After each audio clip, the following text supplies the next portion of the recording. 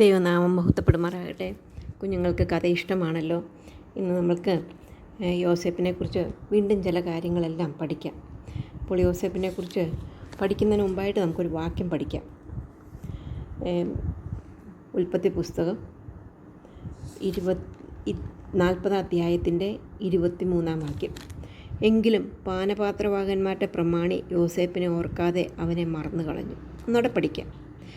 എങ്കിലും പാനപാത്രവാഹന്മാരുടെ പ്രമാണി യോസേപ്പിനെ ഓർക്കാതെ അവനെ മറന്നു കളഞ്ഞു. ഉൽപ്പത്തി 40:23. നാം കഴിഞ്ഞ ദിവസങ്ങളിൽ കണ്ടു, യോസേപ്പ് അപ്പക്കാരൻ്റെ പ്രമാണിയോടും പാനപാത്രവാഹൻ്റെ പ്രമാണിയോടും അവരുടെ സ്വപ്നങ്ങളെക്കുറിച്ച് പറഞ്ഞു. അവർ വളരെ വിഷമിച്ച് പ്രയാസപ്പെട്ടിരുന്നു. സ്വപ്നം കണ്ടിട്ട് അർത്ഥം പറയാൻ ആരുമില്ല. അങ്ങനെ ഇരുന്നപ്പോൾ ആണ് യോസേപ്പ് അവരോട് രണ്ടുപേരോടും അവരുടെ അർത്ഥം പറഞ്ഞു. യോസേപ്പ് പറഞ്ഞതുപോലെ തന്നെ സംഭവിച്ചു. അപ്പക്കാരുടെ പ്രമാണിയെ തൂക്കിക്കൊല്ലുവാനായിട്ട് വിധിച്ചു. എന്നാൽ പാനപാത്രവാഹൻ തിരിച്ച് രാജകൊട്ടാരത്തിലേക്ക് പോയപ്പോൾ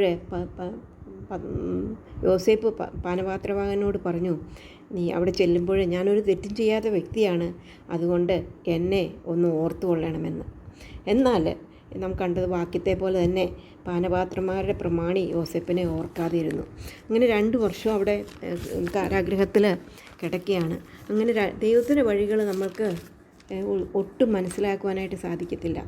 2 വർഷം അങ്ങനെ കിടന്നു കഴിഞ്ഞപ്പോഴാണ് ഫറവോൻ ഒരു സ്വപ്നം കണ്ടത്. അപ്പോൾ ആ സ്വപ്നത്തിൽ ഫറവോൻ കാണുന്ന സ്വപ്നം രൂപഗുണവും മാംസപുഷ്ടിയുള്ള 7 പശു നദിയിൽ നിന്ന് കയറി ഞങ്ങളുടെ ഇടയിൽ മേഞ്ഞുകൊണ്ടിരുന്നു. അവയുടെ പിന്നാലെ മെലിഞ്ഞും വിരൂപമായുള്ള വേറെ 7 പശു നദിയിൽ നിന്ന് കയറി നദീതീരത്ത് മറ്റേ പശുക്കളുടെ അരികെ നിന്നു. മെലിഞ്ഞും വിരൂപമായുള്ള പശുക്കൾ രൂപഗുണവും മാംസമുള്ള 7 പശുക്കളെ തിന്നുകളഞ്ഞു. അപ്പോൾ ഫറവോൻ ഉണർന്നു. വീണ്ടും രണ്ടാമതൊരു സ്വപ്നം കണ്ടു. പുഷ്ടിയുള്ളതും നല്ലതുമായ 7 കതിർ ഒരു തണ്ടിൽ നിന്ന് പൊങ്ങി വന്നു. അവയുടെ പിന്നാലെ നേർത്തും കിഴക്കും കാറ്റിനാൽ കരിഞ്ഞുമിരിക്കുന്ന 7 കതിർ പൊങ്ങി വന്നു. നേർത്ത 7 കതിരുകൾ പുഷ്ടിയും മണിക്കരുത്തുമുള്ള 7 കതിരുകളെ വിഴുങ്ങിക്കളഞ്ഞു. അപ്പോൾ ഫറവോൻ ഉണർന്നു. അത് സ്വപ്നമെന്നറിഞ്ഞു. അപ്പോൾ അവന് വളരെ പ്രയാസമുണ്ടായി. അപ്പം ഫറവോൻ എല്ലാവരെയും വിളിച്ചു.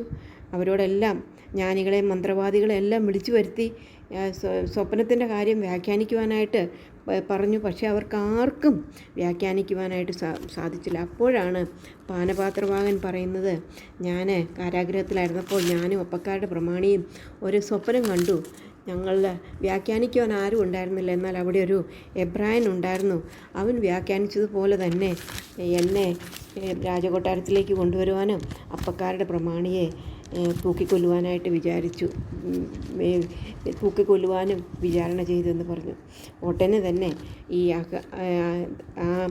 എബ്രായ യവനക്കാരനെ തിരിച്ചു കൊണ്ടുവരാനായിട്ട് പറഞ്ഞു. അങ്ങനെ രാജകൊട്ടാരത്തിലേക്ക് യോസേപ്പിനെ എത്തുകയാണ്. അപ്പോൾ ഫറവോൻ യോസേപ്പിനോട് പറഞ്ഞു, ഞാനൊരു സ്വപ്നം കണ്ടു, അതിനെ വ്യാഖ്യാനിപ്പാൻ ആരുമില്ല. എന്നാൽ നീ ഒരു സ്വപ്നം കേട്ടാൽ വ്യാഖ്യാനിക്കുമെന്ന് നിന്നെക്കുറിച്ച് ഞാൻ കേട്ടിരിക്കുന്നെന്ന് പറഞ്ഞു. അപ്പോൾ യോസേപ്പ് പറയുന്നതാണ്. അതിന് യോസേപ്പ് ഫറവോനോട്, ഞാനല്ല, ദൈവം തന്നെ ഫറവോന് ശുഭമായൊരു ഉത്തരം നൽകുമെന്ന് പറഞ്ഞു. പിന്നെ ഫറവോൻ യോസേപ്പിനോട് പറഞ്ഞത്, എൻ്റെ സ്വപ്നത്തിൽ ആ രണ്ട് സ്വപ്നത്തെക്കുറിച്ചും യോസേപ്പിനോട് പറഞ്ഞു. അപ്പോൾ യോസേപ്പ് പറഞ്ഞു, ഈ 2 സ്വപ്നം ഒന്ന് തന്നെയാണ്. ദൈവം ഫറവോന് അത് പെട്ടെന്ന് സംഭവിക്കാനിരിക്കുന്നതുകൊണ്ട് അത് ഫറവോന് വെളിപ്പെടുത്തിയതാണ്. 7 വർഷം നല്ല സമൃദ്ധി ഉണ്ടാകും. ആ സമൃദ്ധി മിസ്രൈമിൽ മുഴുവനായിട്ട് സമൃദ്ധി ഉണ്ടാകും. ആ സമൃദ്ധി കഴിഞ്ഞതിന് ശേഷം 7 വർഷത്തെ അതികഠിനമായ ക്ഷാമം ഉണ്ടാകും. ക്ഷാമകാലത്ത് ആ സമൃദ്ധി ഉണ്ടായ നാളുകൾ മറക്കത്തക്ക രീതിയിൽ കഠിനമായിട്ട് ക്ഷാമമുണ്ടായിരിക്കും. അതാണ് ഫറവോന് ദൈവം വെളിപ്പെടുത്തിയത്. അതുകൊണ്ട് ഫറവോന് ഇതിന് ആരെങ്കിലും ഈ സമൃദ്ധിയുള്ള കാലത്തിൽ ആ ധ്യാനങ്ങളൊക്കെ ശേഖരിക്കുവാൻ ആരെങ്കിലും ഒരാളെ അന്ന് നിയമിക്കണമെന്ന് പറഞ്ഞു. അപ്പോൾ ഫറവോൻ പറയുകയാണ്, ദൈവാത്മാവുള്ള ഈ മനുഷ്യനെ പോലെ ഒരുത്തിനെ കണ്ടുകിട്ടുമോ എന്ന് പറഞ്ഞു. പിന്നെ ഫറവോൻ യോസേപ്പിനോട്, ദൈവം ഇതൊക്കെ നിനക്ക് വെളിപ്പെടുത്തി തന്നതുകൊണ്ട് നിന്നെപ്പോലെ വിവേകവും ജ്ഞാനമുള്ളവൻ ആരുമില്ല. അതുകൊണ്ട് നീ എൻ്റെ ഗ്രഹത്തിന് മേലധികാരിയാകും. നിൻ്റെ വാക്ക് എൻ്റെ ജനമെല്ലാം അനുസരിച്ച് നടക്കും. സിംഹാസനം കൊണ്ട് മാത്രം ഞാൻ നിന്നേക്കാൾ വലിയവനായിരിക്കും എന്ന് പറഞ്ഞു. അങ്ങനെ മിസ്രൈം യോസേപ്പിന് മുദ്രാമോതിരം ഊരി, ഫറവോൻ തൻ്റെ കയ്യിൽ നിന്ന് മുദ്രാമോതിരം ഊരി യോസേപ്പിൻ്റെ കൈക്കിട്ടു. അവനെ നേർമയുള്ള വസ്ത്രം ധരിപ്പിച്ച് ഒരു സ്വർണ്ണ സരപ്പളി അവൻ്റെ കഴുത്തിലിട്ടു. അവൻ രണ്ടാം രഥത്തിൽ അവനെ കയറ്റി മുട്ടുകുത്തുവിനെന്ന് അവൻ്റെ മുമ്പിൽ വിളിച്ചു പറയിപ്പിച്ചു. അങ്ങനെ യോസേപ്പ് മിസ്രൈം ദേശത്തിനൊക്കെയും അധിപതിയായിട്ട് തീർന്നു. അപ്പോൾ അതിനുശേഷം കുറച്ച് കഴിഞ്ഞതിന് ശേഷം സമൃദ്ധി ഉണ്ടായി. അപ്പോൾ യോസേപ്പ് പാണ്ഡ്യശാലകളിലെല്ലാം ഈ ധാന്യങ്ങളെല്ലാം ശേഖരിച്ചു വെച്ചു. അങ്ങനെ യോസേപ്പ് കടൽക്കരയിലെ മണൽ പോലെ എത്രയും വളരെ ധാന്യം ശേഖരിച്ചു കളിച്ചു. അളപ്പാൻ കഴിവില്ലായാൽ അളവ് നിർത്തിക്കളഞ്ഞു. കാരണം ബുദ്ധിയുള്ള യോസേപ്പിനറിയാം, യോസേപ്പിനറിയാമായിരുന്നു ഇനി അതിന് ശേഷം ക്ഷാമകാലം വരും.